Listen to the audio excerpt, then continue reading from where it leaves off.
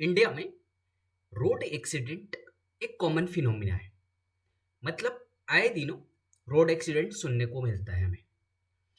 इस केस में बिल आया हमारे पार्लियामेंट में और वो बिल फाइनल भी हो चुका है, मतलब एक्ट बन चुका है। इस कॉन्टेक्स्ट को ध्यान में रखते हुए, बिल के कुछ प्रोविजन को ध्यान में रखते हुए, हमारे जो ट्रकर्स हैं, जो ट्रक ड्राइवर एसोसिएशन है, ऑल इंडिया ट्रक एसोसिएशन, और हमारे ट्रकर्स जो है उन लोगों ने हड़ताल की है, मतलब स्ट्राइक किया। समझते हैं कि पूरा प्रोविजन क्या था। बेसिकली हमारे पार्लियामेंट में 3 बिल लाए गए। बिल था भारतीय न्याय संहिता, that is 2023, Bharatiya Nagarik Suraksha Sanhita, that is 2023, and third one is Bharatiya Sakshya bill, that is 2023। ये बिल लाने का सबसे बड़ा ऑब्जेक्टिव था कि ये बिल जो हमारे कॉलोनियल एरा के बिल्स थे, that is Indian penal code, code of criminal procedure and Indian evidence act, इन तीनों को रिप्लेस करना। क्योंकि हमारे जो भी बिल थे ये तीनों वो कॉलोनियल एरा के बिल थे।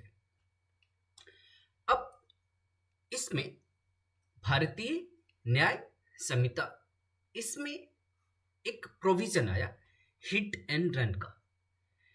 क्या था समझते हैं। बेसिकली इस भारतीय न्याय संहिता में सेक्शन 106 क्या कहता है समझते हैं। बीएनएस का सेक्शन 106 सब क्लॉज 1 कहता है कि अगर कोई एक्सीडेंट होता है, अच्छा ये बिल ऐसा नहीं है कि सिर्फ ट्रकर्स के लिए लाया गया है, ये बिल सबके लिए है। कोई एक्सीडेंट होता है फॉर सपोज, और उस एक्सीडेंट में मान लीजिए कि कोई ट्रकर्स ही है, ट्रक ड्राइवर है, उस जिस पर्सन का एक्सीडेंट हुआ है उस पर्सन को मतलब मेडिकल ट्रीटमेंट के लिए ले जाता है, तो उसको एक जनरल पनिशमेंट मिलेगा, और वो पनिशमेंट 5 ईयर का होगा और कुछ फाइन होगा, मैक्सिमम 5 ईयर प्लस फाइन। इसी बीएनएस का सेक्शन 106 सब क्लॉज 2 कहता है कि अगर सपोज ट्रक ड्राइवर से एक्सीडेंट होता है और वो ट्रक ड्राइवर भाग जाता है, मतलब कि किसी को इन्फॉर्म किए बिना भाग जाता है, तो उसको जो पनिशमेंट मिलेगा मैक्सिमम 10 ईयर का मिलेगा प्लस फाइन। मीन्स सीधी सी बात है कि जो भी पनिशमेंट है इस बिल में, थोड़ा सा हार्श पनिशमेंट है ड्राइवर्स के लिए। इस कॉन्टेक्स्ट को ध्यान में रखते हुए ट्रकर्स ने हड़ताल किया। नाउ अब इसी बिल का सेक्शन 103 सब क्लॉज 2 क्या कहता है, ध्यान से समझते हैं। एक टर्म होता है मॉब वायलेंस।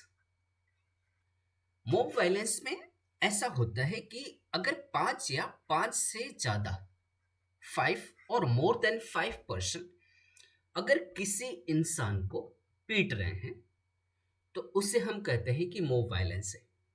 पीट रहे हैं और पीट के सपोज एक भीड़ ने 5 या 5 से ज्यादा लोगों ने किसी इंसान को मार दिया ऑन द ग्राउंड देखिए क्या है, on the ground of race, caste और community, sex, place of birth, language etcetera.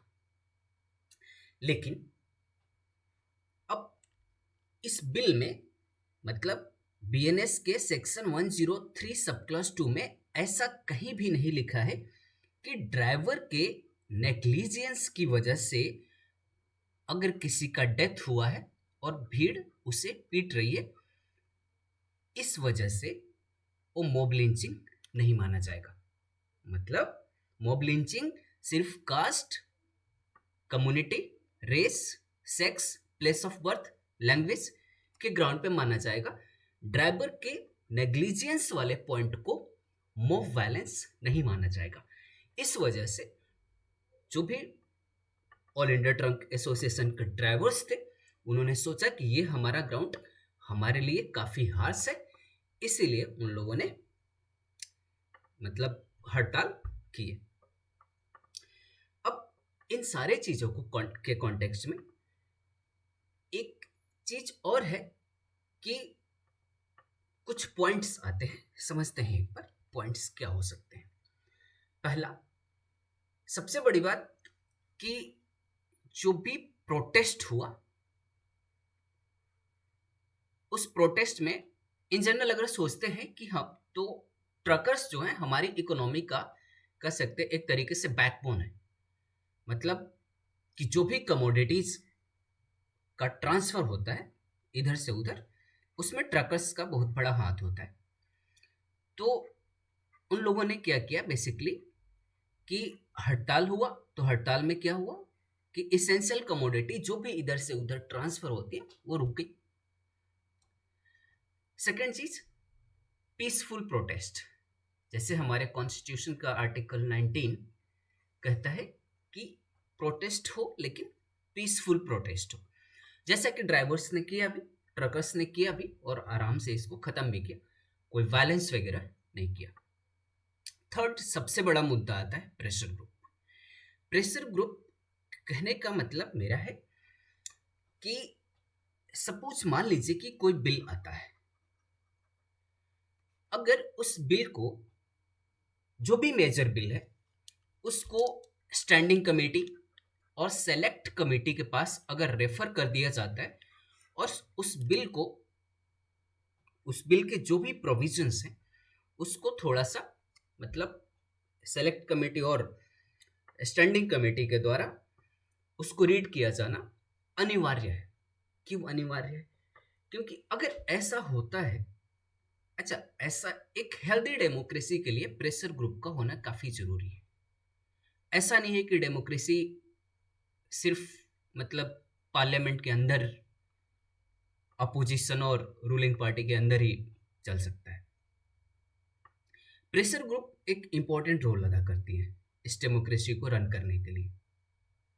इसीलिए जो भी बिल आए, उस बिल को, चाहे ये हिट एंड रन केस है, चाहे अभी कुछ दिन पहले की बात है जो फॉर्मूला आया, उस केस में अगर बिल को पहले ही सेलेक्ट कमेटी या स्टैंडिंग कमेटी को रेफर कर दिया जाए और उस बिल के प्रोविजन को ध्यान से देखा जाए, उसमें जो भी हार्श पनिशमेंट है, जो भी लगेगा कि एक आम आदमी के लिए सही नहीं है, उस प्रोविजन पे काम किया जाए, तो शायद ये सारे प्रोटेस्ट नहीं हो, रुक जाए और एक हेल्दी डेमोक्रेसी की तरह वर्क करेगा।